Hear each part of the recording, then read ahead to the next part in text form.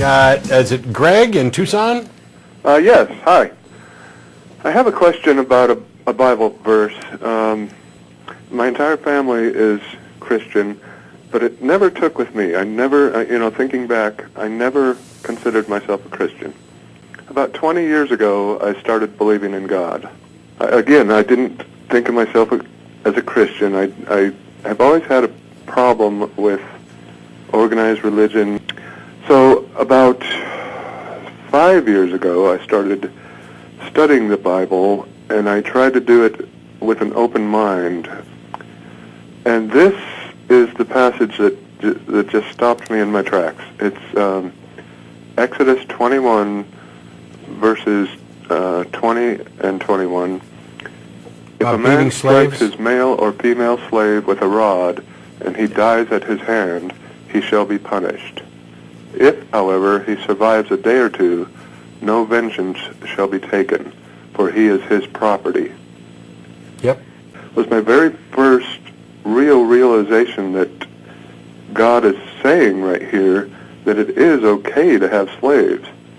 Oh, it says a lot more than that. Yeah, it does. But that was the first thing I thought. I'd heard them talk about slaves in the Bible, but here God is actually condoning slavery and saying it's okay for a human being that he supposedly created to be owned by another human being. Mm-hmm. And then the real obvious one is God seems to think that, like if I hit somebody over the head with a blunt object and they die right away or they die next week, I am responsible for that person's death, right? Yep. I mean, everybody knows that today. Everybody except for the guy who wrote that verse. Right, exactly. Which luckily wasn't a god. Yeah. Well, that's because let me tell you we would be really screwed if there were in fact a god and he wrote that. Yeah. That would be pretty horrifying. Exactly. You know what's weird? I'm going to sidetrack myself a little bit. I'm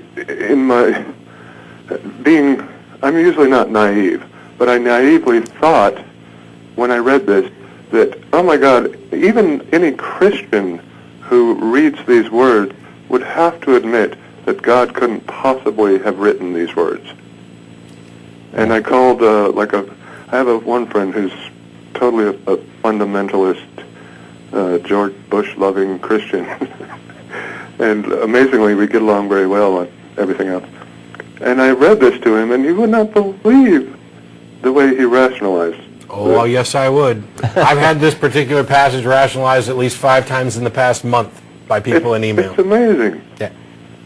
What's funny is that most of what they end up doing when they rationalize, all you have to do is go grab another verse to show that they're wrong. He said, well, first, they treated slaves very differently in those days. Yes, they beat them with rods. Yeah, until they died. That's what I said. Yeah. It's the dumbest thing in the world. You're experiencing exactly what I've experienced. I point out a passage that says you can beat your slaves as long as they don't die within a day or two. And by the way, why a day or two? Can we be a little bit more specific? I mean, if you're going to put a timeline on it, yeah. If they don't die after a day, but they die on the second day, can you just say, well, it wasn't a day? Yeah. He can suffer, severe brain injuries. He can lose an eye or a limb. Well, except you'd have to lose an eye, too. What? You'd have to lose an eye, too. If it's a slave? Oh, yeah. Okay. The thing is, so basically what it encourages is beating somebody to death in a way that takes a while, that doesn't do damage that would have to be done to you. But yeah, that's the first thing is, oh, no, you guys, you're so naive. You've bought into this myth. You simply don't understand that slavery was so much different back then. You have this concept of slavery from, the nasty things that happened in the South and, from watching Roots and everything. No, you moronic asshole. Not only does the book talk about hitting them with a rod and letting them, and you're not in trouble if it takes them more than 2 days to die. The point here, you thick dimwit, is that it advocates owning another person as property. Right. That's wrong. I don't care if you treat them like a frickin' angel, like they're the best thing that's ever happened to you. They're not property. To say that you get to own another person and pass them down to your children as property is simply freaking wrong. Done. That's exactly. it. Like, how many goats and how many slaves do you have? It's also very common for Christians to try to get out of this by pulling the, it's the Old Testament trick, right? God could only really motivate. He was trying to make slavery less bad by putting in that rule, but that's really as far as he could go back then. Yeah, find the part in the New Testament where it explicitly says slavery is wrong, there's no such thing as owning another human being. Try to find it. It doesn't exist. Do they talk about slavery in the New Testament? Yeah, it says, servants, obey your masters. Oh, yeah. There's one bit they like to bring up, and I'm sure Matt will know chapter and verse, I'm not the Bible expert, about some slave that is personally known to the writer of that New Testament book, and he's asking for that guy to be set free, but it's because he's a good Christian man or something. Mm-hmm. But that is not an anti-slavery statement. It's a hey, let my personal friend off the hook because he's one of us statement. Huh. That's it. I thought, well, here are the Jews. They had just been. This I believe this passage is when God is giving the Jews the laws right after the Ten Commandments, right? Yeah. And God had allegedly freed them as slaves in Egypt, right?